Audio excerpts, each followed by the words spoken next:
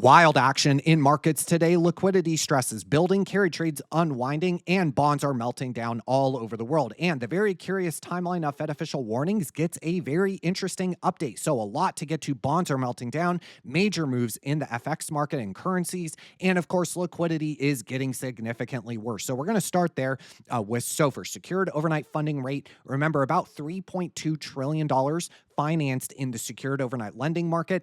That collateral of choice being mortgage-backed securities and U.S. Treasuries, $3.2 trillion. What we're looking at here is the actual cost of capital for an overnight dollar loan relative to the reverse repo award rate. We can see a 25 basis point spread. Now, it is normal to see SOFR spreads blow out, funding stress at the end of the quarter or at tax deadline or at the end of the year. However, it is none of those.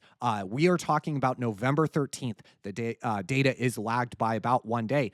So the fact that SOFR spreads are blowing out to this degree, even higher than a lot of quarter end periods of time, as we can see from the vertical blue bars, is significant. And of course, if we look at the moving average here in yellow, it is clear that liquidity stress has been building for many months now. Of course, the Fed is engaged in quantitative tightening. TGA rebuild, again, the government's checking account at the Fed being built up, and the reverse repo, that shock absorber for excess liquidity, that storage tank for excess dollars being depleted. It was pretty clear that this would happen. We started flagging it many months ago. But it is not just the secured overnight lending market, which is testing the Fed's upper bound.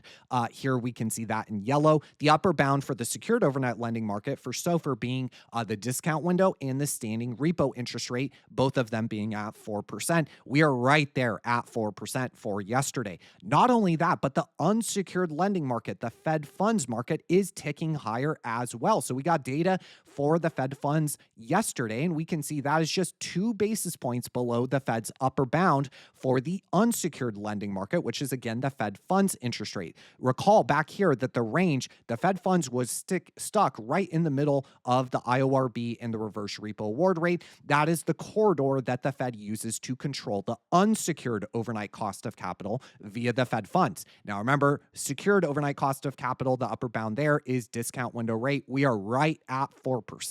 It is not tax deadline, it is not quarter end, it is none of those things, and yet we are seeing significant funding stress. So to go back here, I'm going to put that on as well so that we can see the Fed funds has been ticking higher. Despite the fact that the Fed has been cutting interest rates, we have actually gotten the Fed funds moving higher relative to the reverse repo award rate. We can see that in purple. So liquidity stress is building in the $80 billion per day unsecured overnight lending market, and funding stress is building in the $3.2 trillion overnight secured lending market. That much is clear. Well, moving on to the very, very curious timeline of Fed officials trying to put up red flags and warning the markets about funding stress and liquidity strain, that gets another update. So recall that 10/14, Powell made very unusual comments about SOFR spreads and tightening liquidity. Then just the next day, the Fed released this report, the $1.8 trillion basis trade. Oops, we undercounted foreign holdings of U.S. Treasuries.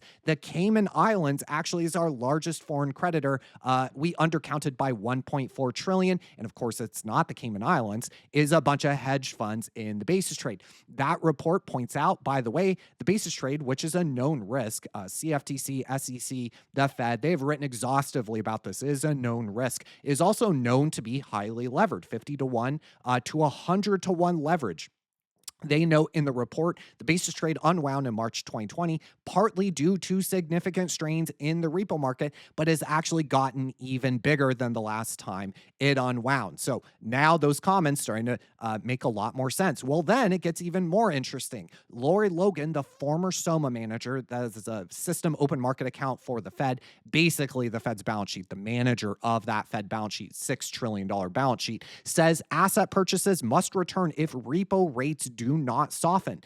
Then Roberto Perli, the current SOMA manager, comes out and gives comments about SOFR spreads and the repo market and says reserves are no longer abundant. That is a huge warning to Fed nerds and monetary plumbing nerds. Then just yesterday, the Federal Reserve Bank of New York, which is the operational arm of the Federal Reserve, posted the following chart showing a surge in hedge fund repo usage. And you can find that on their X account. So So the timeline here, they are trying to warn you of tightening liquidity conditions. That much is clear when you look at the big picture. And again, the 10 or 15-day moving average for these SOFR spreads clearly shows funding stress has been building for months now.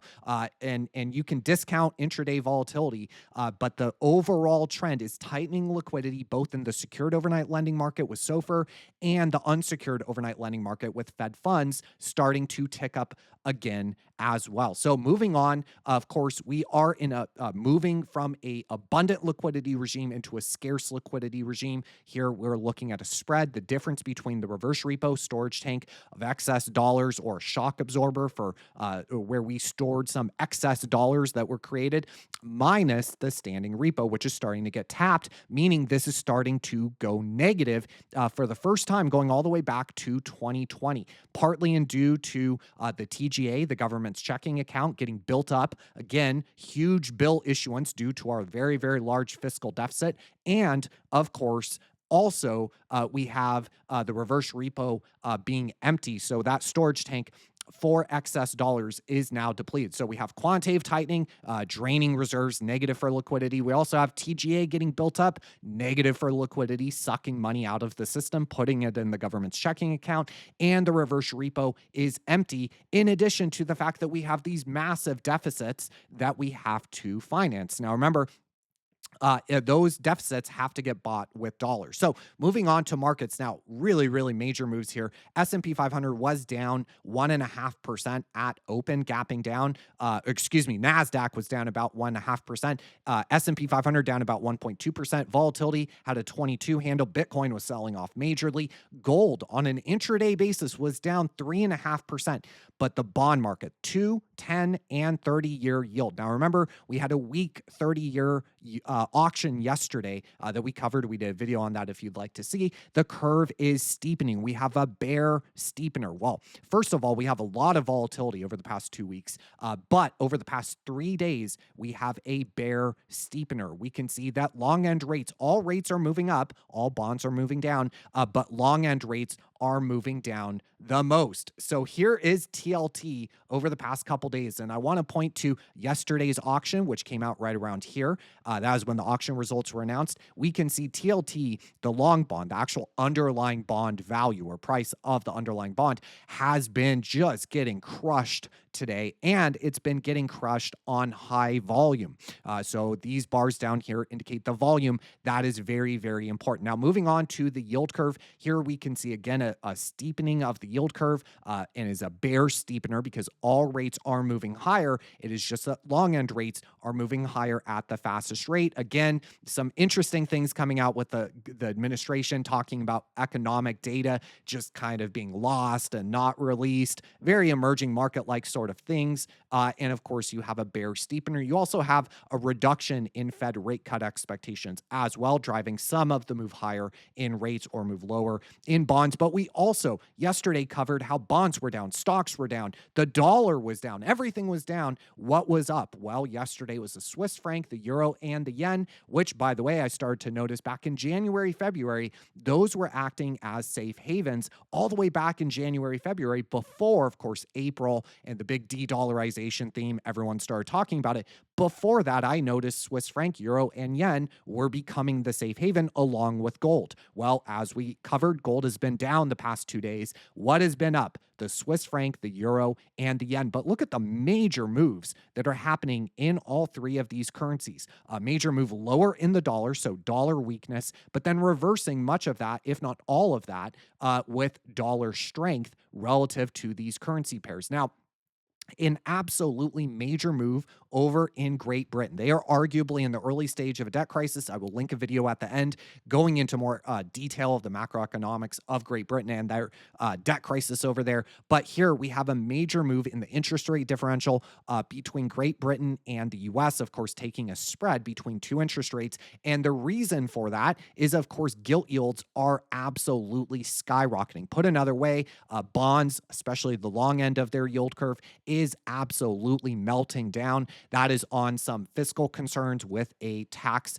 proposal. And not only that, but dollar yen is making some major moves. So the green line shows the 2 year treasury yield minus the Japanese 2 year JGB yield is a spread, just like we were looking at before. Right now, US 2 year yields 2.7% more interest than the Japanese 2 year JGB. And again, this major move in the currency corresponded to a major move in interest rate differentials due to that major move in bonds.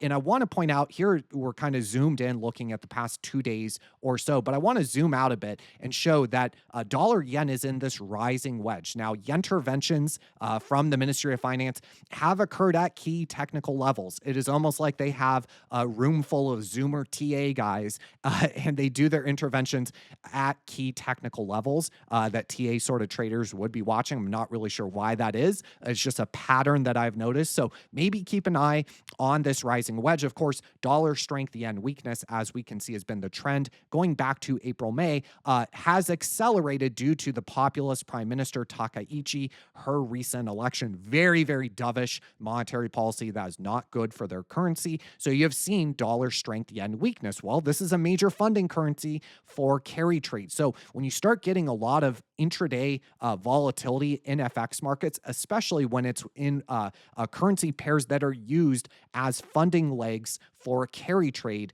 you start to have to wonder about carry trade starting to unwind. Now, again, the move has reversed itself, and it is also important to point out it did correspond to a correspondent change in the interest rate differential as well. But something to keep an eye on, the yen carry trade is massive. And again, I will point out that they like to intervene at key technical levels. We are in this rising wedge.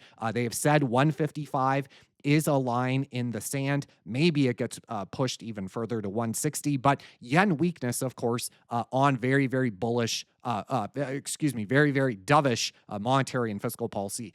You would expect dollar strength, yen weakness, but again, they don't want the yen too weak. And if they intervene like they did back here in the summer of last year, we could see a prolonged sharp sell-off in U.S. risk assets. So anyways, hopefully that was helpful. Liquidity is starting to get pretty bad and testing, again, the Fed's resolve. As we can see, the unsecured rate is 2 basis points away from the upper bound for that unsecured overnight lending market. And SOFR is right at the upper bound for the secured overnight lending market. Again, discount window standing repo interest rate at 4%. And of course, once you add up the timeline of Fed officials trying to raise red flags, I think that they are trying to warn us about something. Even the bulls like Andy Constant can admit that. So anyways, hopefully that was helpful, and I will catch you in the next one.